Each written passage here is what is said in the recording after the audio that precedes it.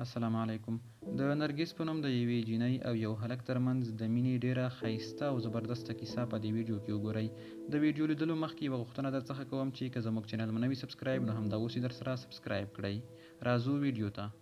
نرګس چې یوه ډیره ښایسته، ښکلې او پیغله نجلۍ وه، وایي چې یوه ورځ راته خپل ملګري چې ما ورسره د مینې او یارانې پټې اړیکې لرلې فون یا زنګ وکړ او راته ویې ویل چې ګرانې نن خو مې ډېره زیاته یادېږي، خوښه دې نه ده چې یو ځل راسره وګورو.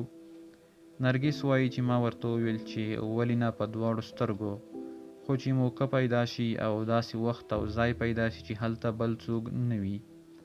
نرګس وایي هلک راته وویل چې نن زموږ په کور کې هیڅوک هم نشته، نو دلته راشه او سره وبګورو.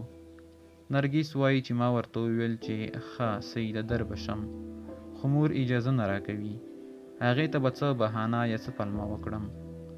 هلک ورته وایي چې مور ته دې داسې بهانه وکړه چې تشناب یا حمام ته د غسل کولو لپاره ځم.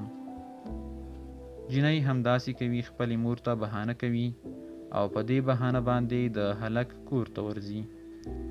هلک او نرګس چې کله سره ولیدل نو دواړه ډېر خوښ شول. هلک ورته وویل چې ښه شوه چې راغلې، خو دا چې مور ته دې د تشناب بهانه کړې ده نو ښه به دا وي چې یو ځل حمام هم وکړې او سر دې هم لوند کړې. نرګس بیا هم همداسې کوي او حمام ته ځي، هلته غسل کولو باندې ځان مصروفوي.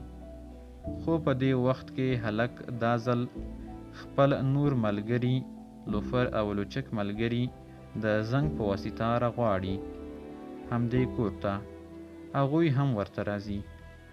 لومړی خپله همدا هلک ورځي او د نرګس سره په خوښه یا په ناخوښه باندې خپل شوق پوره کوي او د هغې سره زنا کوي یا بد کار ورسره کوي. بیا ورپسې نور ملګري ورلیږي، خو دلته په عجیب ډول سره وروستي کس د نورو ملګرو په خلاف ډیر وخت تیر کړ. یعنی نور ملګري به چې د نرګس حمام ته ورتلل نو زر به ترې راوتل، خو وروستی کس چې و هغه لږ ډیر وخت تیر کړ او په دې سره یې نور ملګري هم لږ حیران شول چې زموږ ملګري ولې دومره وخت تیر کړ.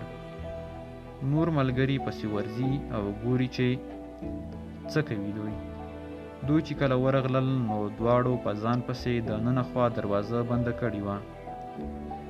دوی د دروازې قلف ماتوي، قلف یې چې کله مات کړ او ورونتل حمام ته نو یوه ډیره عجیبه منظره یې وکتله.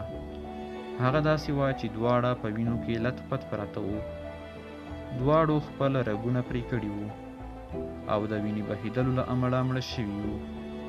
خو د حمام په دیوال مړه شوي هلک ډیره عجیبه جمله لیکلې وه.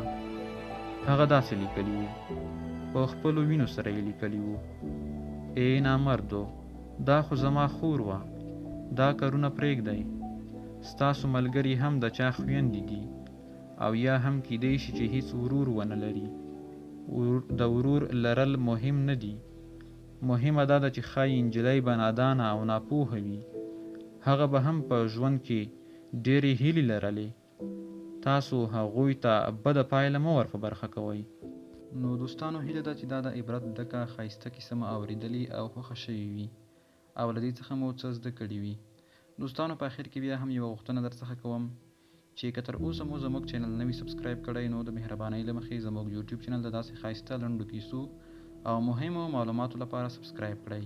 د ویډیو لیدلو مو ډیره زیاته مننه.